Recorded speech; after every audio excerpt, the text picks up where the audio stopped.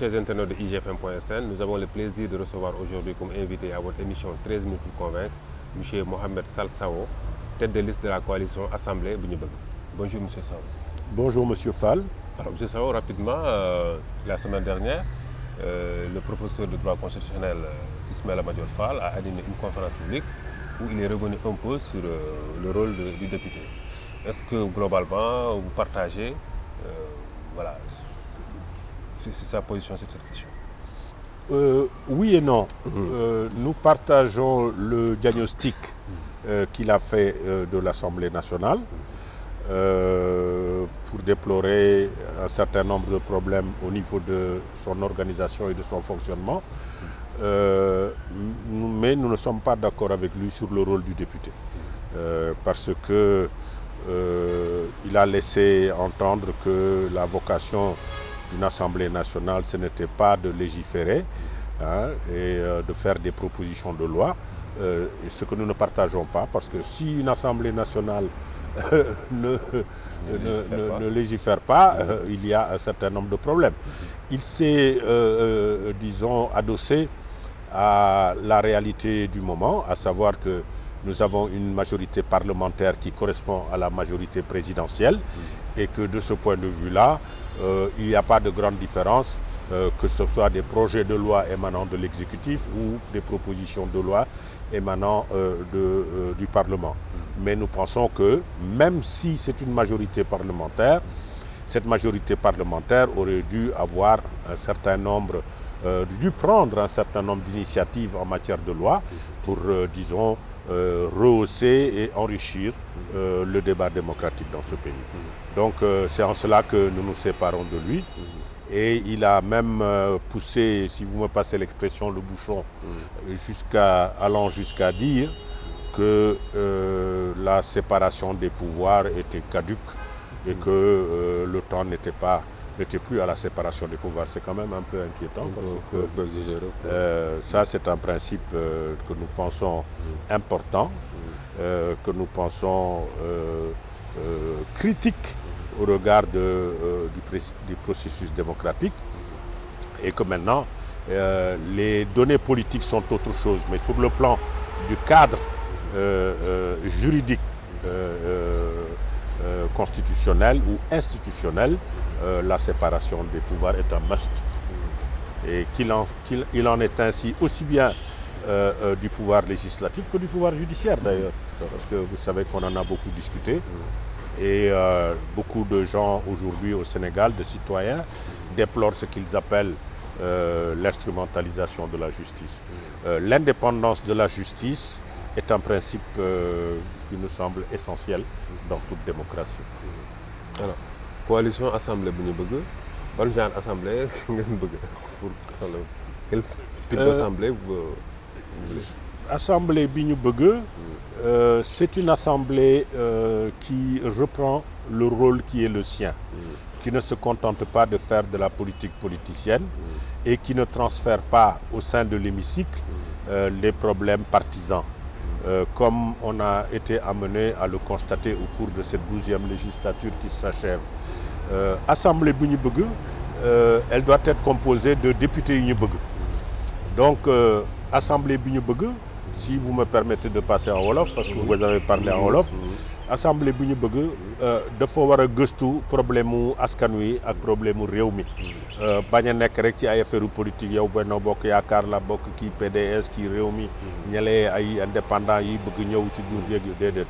Lu ñu war a xool mooy mbiru askan mi, ci bés bu projet jógee ci gouvernement bi ñëw, ñu def ci seen kantalaay kattan pour gëstu ko xool ndax méngoo na ak li askan wi bëgg.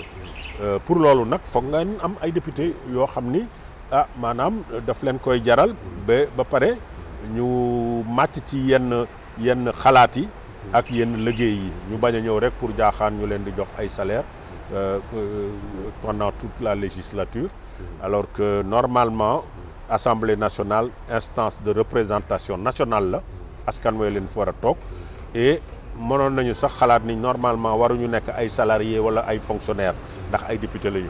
maanaam suñu ñëwee liggéey si ñu jox leen ay indemnité de cession ba ay bañ a mensualiser seen rémunération.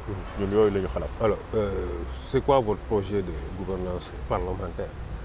Notre projet de gouvernance parlementaire tourne autour des questions dont on vient de parler, c'est-à-dire que nous avons deux volets.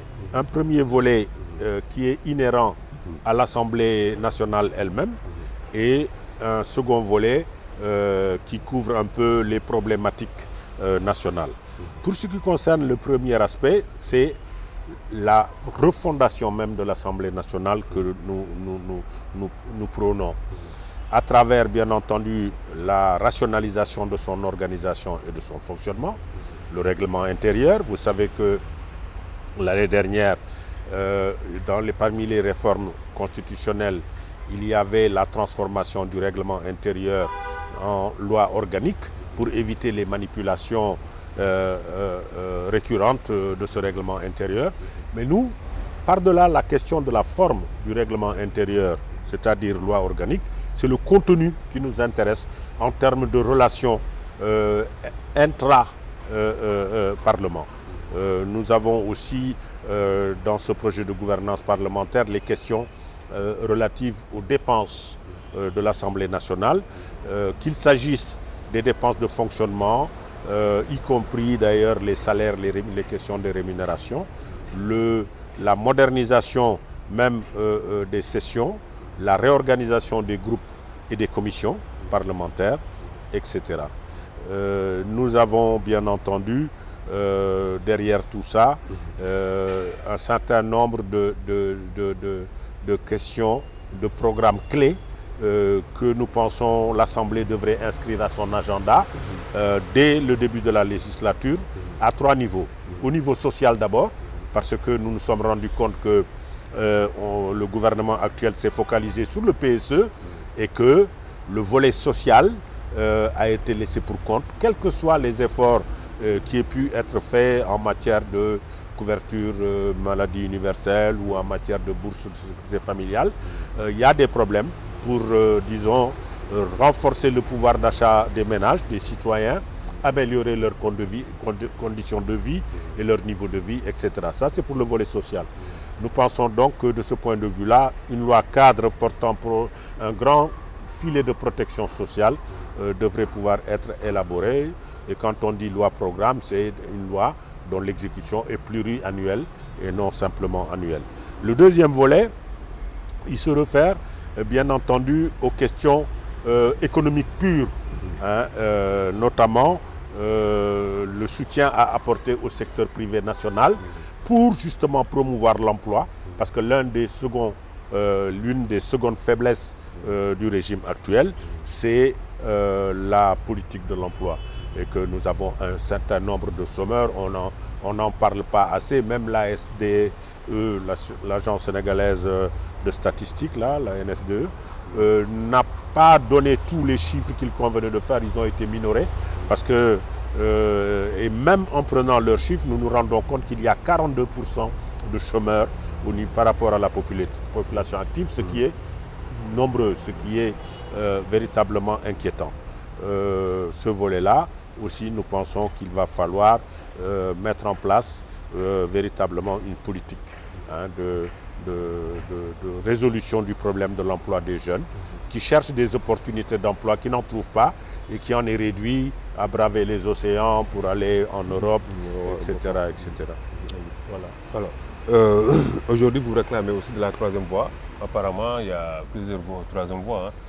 Nous ne nous réclamons pas, nous, de la troisième voie.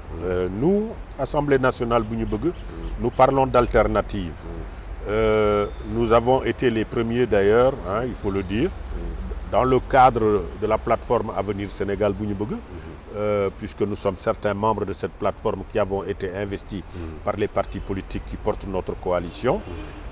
Nous avions déjà théorisé la voie alternative et on avait appelé un certain nombre de formations politiques ou de formations citoyennes voisines à venir nous rejoindre pour la mise en place d'un grand pôle alternatif.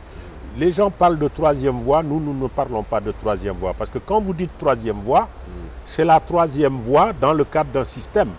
Il y a deux voies, la voie majoritaire et la voie opposition traditionnelle, et il y en a qui viennent vouloir s'installer comme troisième voie. Si vous installez comme troisième voie, vous participez d'un système. Nous considérons que nous n'avons même pas à intervenir dans le système parce que nous nous plaçons en dehors du système. Nous refusons ce système-là, nous dénions le droit à ce système-là de continuer à perdurer dans ce pays depuis l'indépendance. C'est pour ça que nous n'utilisons pas le vocable, le concept, la notion de troisième voie et nous restons sur le concept alternatif. Maintenant, il y a des formations qui se battent pour revendiquer la primeur de l'appellation de troisième voie, entre notamment la formation